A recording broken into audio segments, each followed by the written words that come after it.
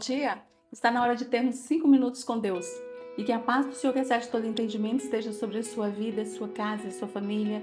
E que essa mesma paz seja o hábito do Senhor no seu coração para a realização dos seus sonhos, planos e projetos. Amém?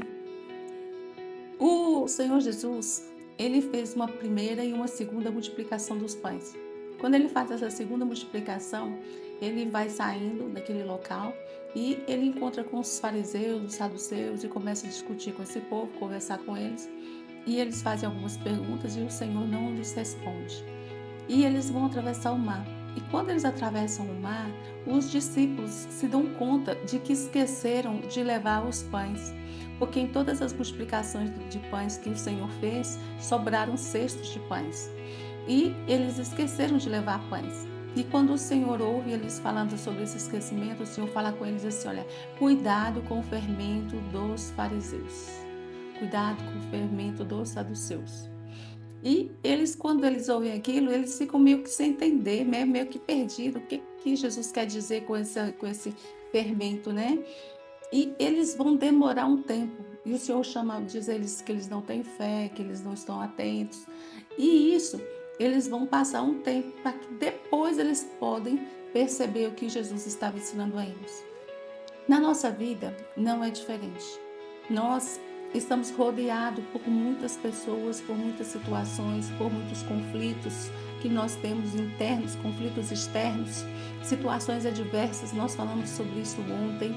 Então, situações adversas em nossas vidas e que nós começamos a nos deixar ser levados por elas. Nós nos deixamos ser contaminados, ser influenciados e começamos a não entender qual é o plano e o propósito de Deus para a nossa vida. Esses discípulos, eles vão entender mais adiante que o fermento dos saduceus e dos fariseus eram os ensinos que eles traziam. Eles traziam ensinos para eles que eram totalmente contra o que Jesus estava ensinando. Jesus estava mostrando que ele tinha vindo, que ele era o caminho, ele era a verdade, ele era a vida. E ele continua sendo o caminho, a verdade e a vida. E ele continuará e ele eternamente será o caminho, a verdade e a vida, porque Jesus é o mesmo ontem e hoje eternamente. Então, o Senhor está mostrando para eles, está orientando a eles aquele caminho. E está dizendo a eles, olha, cuidado com o que vocês vão ouvir, porque tudo que eu falo, eles contradizem o que eu estou dizendo. Tudo que eu estou ensinando, eles estão desensinando, né? Se houvesse essa palavra. Mas eles estavam trazendo um ensinamento contrário. Então, cuidado com o fermento dos fariseus para vocês não se permitirem ser contaminados. E a mesma coisa o Senhor fala conosco hoje.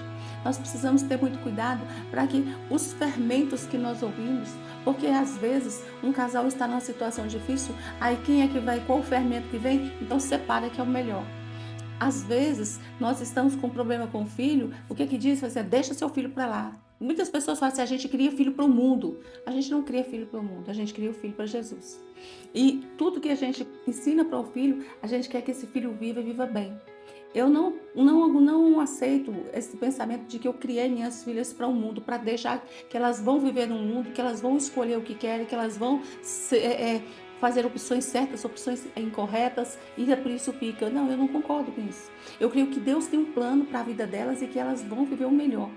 Também sei que questão de emprego, os fermentos dizem, largue esse emprego. O que o fermento na vida de Jó fez? Quando todas as coisas aconteceram na vida de Jó, a mulher dele falou para ele que assim, amaldiçoa seu Deus e morre. Isso é um fermento negativo na vida de uma pessoa. E nós precisamos estar atentos com o que nós ouvimos.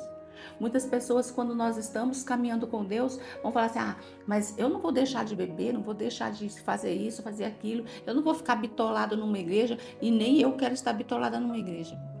Eu acho que ninguém quer, mas quando a gente está com Cristo, a nossa vida é totalmente diferente. A gente não está bitolada, a gente está simplesmente entregue na mão de quem nos criou, de quem nos conhece e de quem transforma toda a nossa vida.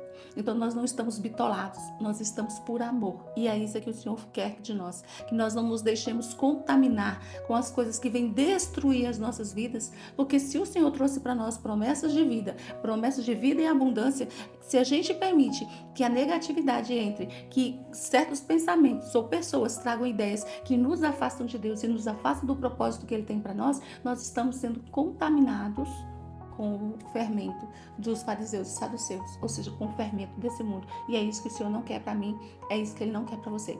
E é isso que eu venho trazer para você.